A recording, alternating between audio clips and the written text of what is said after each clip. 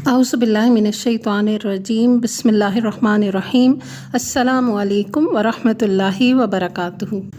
کل کے سبق سے کنٹینیو کرتے ہوئے ہم آگے پڑھتے ہیں کہ مکہ کی فضا ظلم و ستم کے ان سیاہ بادلوں سے گھمبیر تھی کہ اچانک ایک بجلی چمکی اور مکھوروں کا راستہ روشن ہو گیا، یعنی حضرت حمزہ رضی اللہ عنہ مسلمان ہو گئے۔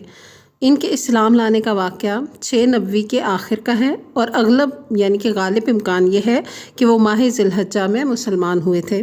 ان کے اسلام لانے کا سبب یہ ہے کہ ایک روز ابو جہل کوہ صفا کے نزدیک رسول اللہ صلی اللہ علیہ وآلہ وسلم کے پاس سے گزرا تو آپ صلی اللہ علیہ وآلہ وسلم کو ایذا پہنچائی اور سخت سست کہا۔ رسول اللہ صلی اللہ علیہ وآلہ وسلم خاموش رہے اور کچھ بھی نہ کہا، لیکن اس کے بعد اس نے آپ صلی اللہ علیہ وآلہ وسلم کے سر پر ایک پتھر دے مارا جس سے ایسی چوٹ آئی کہ خون بہہ نکلا۔ پھر وہ خانہ کعبہ کے پاس قریش کی مجلس میں جا بیٹھا۔ عبداللہ بن جدعان کی ایک لونڈی کوہ صفا پر واقع اپنے مکان سے یہ سارا منظر دیکھ رہی تھی۔ حضرت حمزہ رضی اللہ عنہ کمان حمائل کیے شکار سے واپس تشریف لائے تو اس نے ان سے ابو جہل کی ساری حرکت کہہ سنائی۔ حضرت حمزہ رضی اللہ عنہ غصے میں بھڑک اٹھے۔ یہ قریش کے سب سے طاقتور اور مضبوط جوان تھے۔ ماجرا سن کر کہ کہیں ایک لمحہ کو رکے بغیر دوڑتے ہوئے اور یہ تہیہ کیے ہوئے آئے کہ جو ہی ابو جہل کا سامنا ہوگا اس کی مرمت کر دیں گے۔ چنانچہ مسجد حرام میں داخل ہو کر سیدھے اس کے سر پر جا کھڑے ہوئے اور بولے، او سرین پر خوشبو لگانے والے بزدل، تو میرے بھتیجے کو گالی دیتا ہے، حالانکہ میں بھی اسی کے دین پر ہوں۔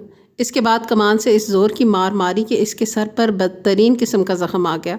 اس پر ابو جہل کے قبیلے بنو مخزوم اور حضرت حمزہ رضی اللہ عنہ کے قبیلے بنو ہاشم کے لوگ ایک دوسرے کے خلاف بھڑک اٹھے، لیکن ابو جہل نے یہ کہہ کر انہیں خاموش کر دیا کہ ابو عمارہ کو جانے دو، میں نے واقعی اس کے بھتیجے کو بہت بری گالی دی تھی۔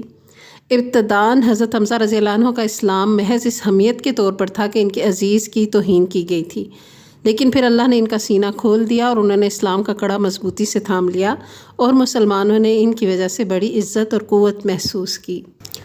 ظلم اور طغیان کے سیاہ بادلوں کی اسی گھمبیر فضا میں ایک اور برق تاباں کا جلوہ نمودار ہوا جس کی چمک پہلے سے زیادہ خیرہ کن تھی، یعنی حضرت عمر رضی اللہ عنہ مسلمان ہو گئے۔ ان کے اسلام لانے کا واقعہ 6 نبوی کا ہے اور حضرت حمزہ رضی اللہ عنہ کے صرف 3 دن بعد مسلمان ہوئے تھے، اور نبی صلی اللہ علیہ وآلہ وسلم نے ان کے اسلام لانے کے لیے دعا کی تھی۔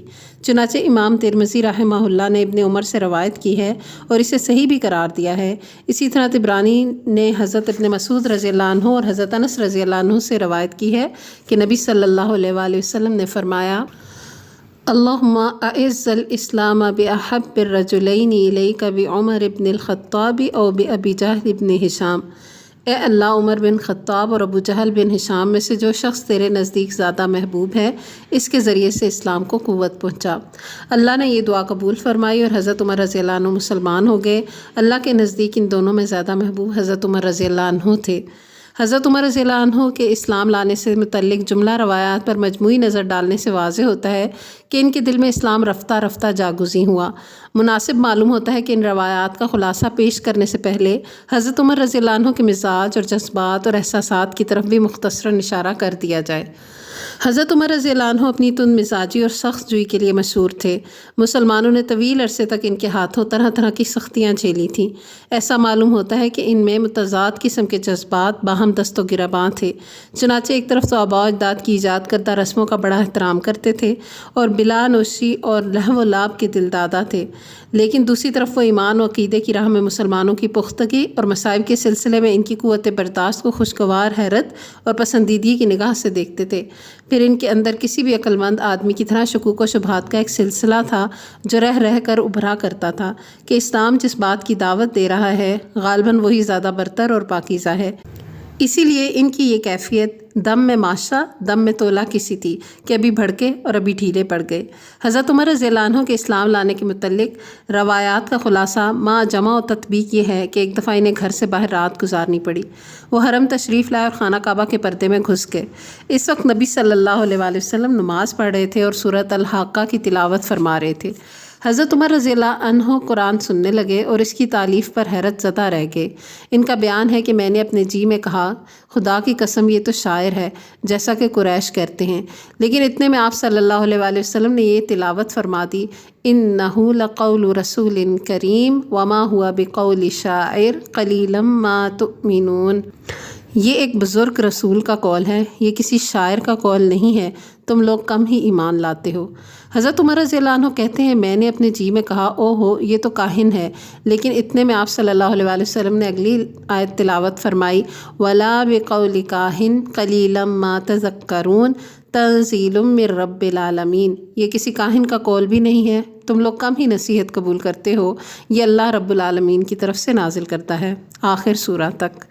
حضرت عمر رضی اللہ عنہ کا بیان ہے کہ اس وقت میرے دل میں اسلام جاگزیں ہو گیا۔ یہ پہلا موقع تھا کہ حضرت عمر رضی اللہ عنہ کے دل میں اسلام کا بیج پڑا، لیکن ابھی ان کے اندر جاہلی جذبات، تقلیدی عصبیت اور آباء و اجداد کے دین کی عظمت کے احساس کا چھلکا اتنا مضبوط تھا کہ نہا خانہ دل کے اندر مچلنے والی حقیقت کے مغز پر غالب رہا، اس لیے وہ اس چھلکے کی تہ میں چھپے ہوئے شعور کی پرواہ کیے بغیر اپنے اسلام دشمن عمل میں سرگرداں رہے۔ ان کی طبیعت کی سختی اور رسول اللہ صلی اللہ علیہ وسلم سے فرط عداوت کا یہ حال تھا کہ ایک روز خود جناب محمد صلی اللہ علیہ وسلم کا کام تمام کرنے کی نیت سے تلوار لے کر نکل پڑے، لیکن ابھی راستے میں ہی تھے کہ نعیم بن عبداللہ الخام ادوی سے یا بنی زہرہ یا بنی مخزوم کے کسی آدمی سے ملاقات ہوئی۔ اس نے تیور دیکھ کر پوچھا عمر کہاں کا ارادہ ہے؟ انہوں نے کہا محمد صلی اللہ علیہ وسلم کو قتل کرنے جا رہا ہوں۔ اس نے کہا محمد صلی اللہ علیہ وسلم کو قتل کر کے بنو ہاشم اور بنو زہرہ سے کیسے بچو گے؟ حضرت عمر رضی اللہ عنہ نے کہا معلوم ہوتا ہے کہ تم بھی اپنا پچھلا دین چھوڑ کر بے دین ہو چکے ہو، یعنی ان کے کہنے کا مطلب تھا کہ اسلام میں داخل ہو چکے ہو۔ اس نے کہا عمر ایک عجیب بات نہ بتاؤں، تمہاری بہن اور بہنوئی بھی تمہارا دین چھوڑ کر بے دین ہو چکے ہیں۔ یہ سن کر عمر غصے سے بے قابو ہو گئے اور سیدھے بہن بہنوئی کا رخ کیا۔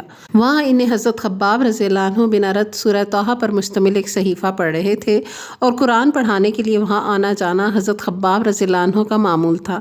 جب حضرت خباب رضی اللہ عنہ نے حضرت عمر رضی اللہ عنہ کی آہٹ سنی تو گھر کے اندر چھپ گئے، اور ادھر حضرت عمر رضی اللہ عنہ کی بہن فاطمہ رضی اللہ عنہ نے صحیفہ چھپا دیا، لیکن حضرت عمر رضی اللہ عنہ گھر کے قریب پہنچ کر حضرت خباب کی قرات سن چکے تھے، چنانچہ پوچھا کہ یہ کیسی دھیمی دھیمی سی آواز تھی جو تم لوگوں کے پاس میں نے سنی تھی؟ انہوں نے کہا کچھ بھی نہیں، بس ہم آپس میں باتیں کر رہے تھے۔ حضرت عمر رضی اللہ عنہ نے کہا غالباً تم دونوں بے دین ہو چکے ہو، یعنی کہنے کا مطلب ہے کہ اسلام میں داخل ہوئے ہو۔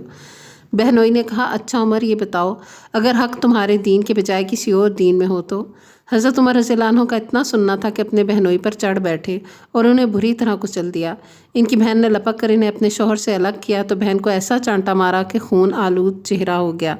ابن اسحاق کی روایت ہے کہ ان کے سر میں چوٹ آئی۔ بہن نے جوش غضب میں کہا عمر اگر تیرے دین کے بجائے دوسرا ہی دین برحق ہو تو؟ اشہد ان لا الہ الا اللہ و اشہد ان محمد رسول اللہ، میں شہادت دیتی ہوں کہ اللہ کے سوا کوئی لائق عبادت نہیں، اور میں شہادت دیتی ہوں کہ محمد صلی اللہ علیہ وآلہ وسلم اللہ کے رسول ہیں۔ یہ سن کر حضرت عمر رضی اللہ عنہ پر مایوسی کے بادل چھا گئے اور انہیں اپنی بہن کے چہرے پر خون دیکھ کر شرم و ندامت بھی محسوس ہوئی۔ کہنے لگے اچھا یہ کتاب جو تمہارے پاس ہے ذرا مجھے بھی پڑھنے کو دو۔ بہن نے کہا تم ناپاک ہو، اس کتاب کو صرف پاک لوگ ہی چھوتے ہیں، اٹھو غسل کرو۔ حضرت عمر رضی اللہ عنہ نے اٹھ کر غسل کیا، پھر کتاب لی اور بسم اللہ الرحمن الرحیم پڑھی۔ کہنے لگے یہ تو بڑے پاکیزہ نام ہیں۔ اس کے بعد طٰہٰ سے اننی انا اللہ لا الہ الا انا فاعبدنی واقم الصلاۃ لذکری تک قرات کی۔ کہنے لگے یہ تو بڑا عمدہ اور بڑا محترم کلام ہے، مجھے محمد صلی اللہ علیہ وآلہ وسلم کا پتہ بتاؤ۔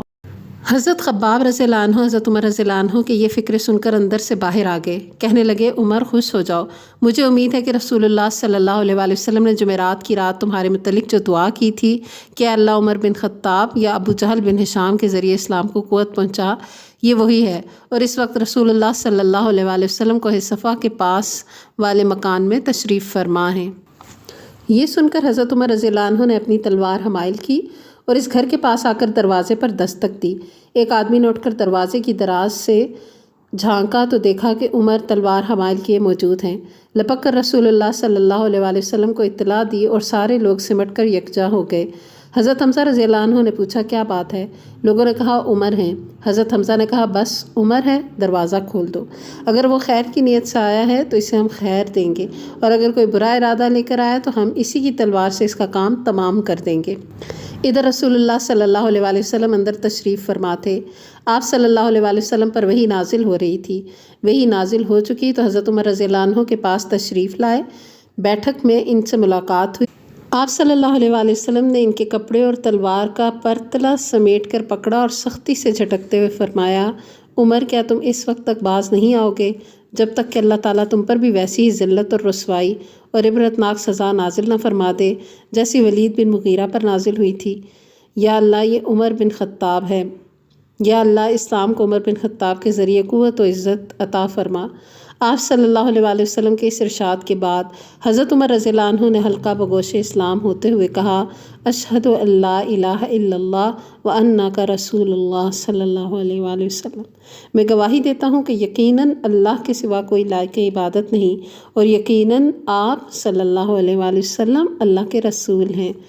یہ سن کر گھر کے اندر موجود صحابہ نے اس زور کی تکبیر کہی کہ مسجد حرام والوں کو سنائی پڑی۔ معلوم ہے کہ حضرت عمر رضی اللہ عنہ کی زور آوری کا حال یہ تھا کہ کوئی ان سے مقابلے کی جرت نہ کرتا تھا۔ اس سے ان کے مسلمان ہو جانے سے مشرکین میں کوہرام مچ گیا اور انہیں بڑی ذلت اور رسوائی محسوس ہوئی۔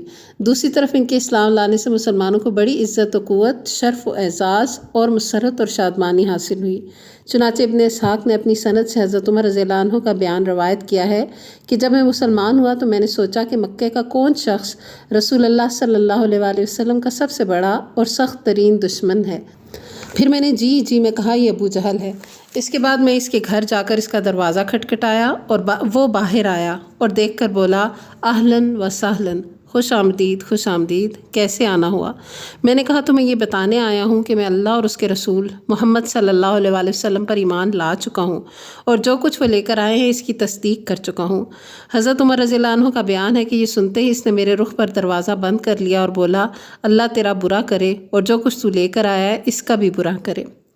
امام جوزی نے حضرت عمر رضی اللہ عنہ سے یہ روایت نقل کی ہے کہ جب کوئی شخص مسلمان ہو جاتا تو لوگ اس کے پیچھے پڑ جاتے، اسے زد و کوب کرتے اور وہ بھی انہیں مارتا۔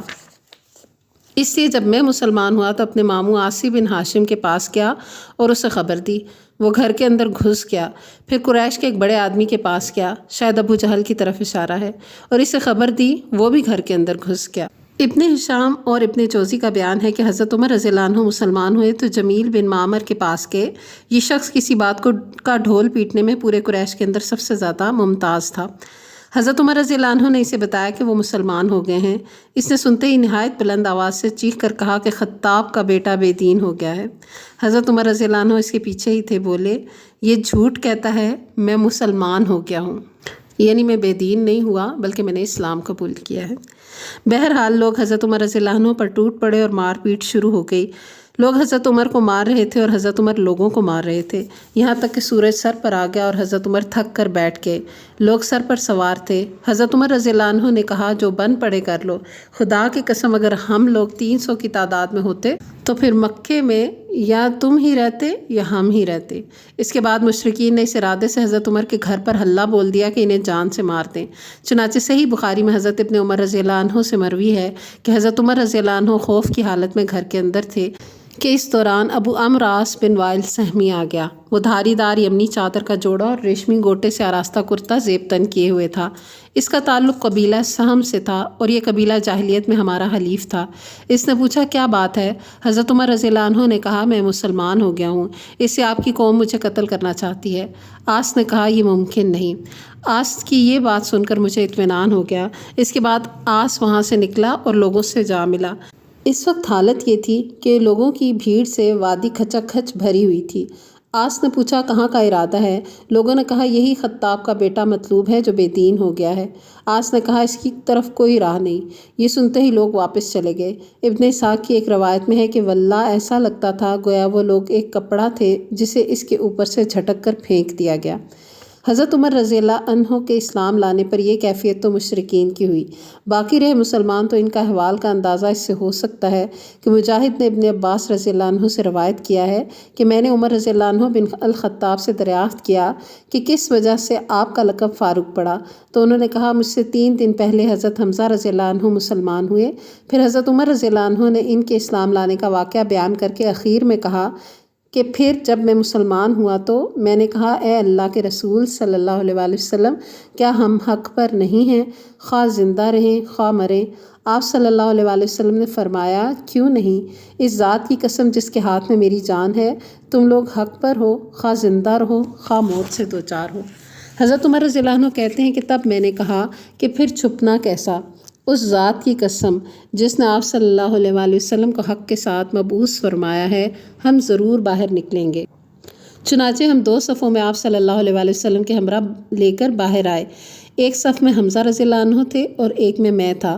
ہمارے چلنے سے چکی کے آٹے کی طرح ہلکا ہلکا غبار اڑ رہا تھا، یہاں تک کہ ہم مسجد حرام میں داخل ہو گئے۔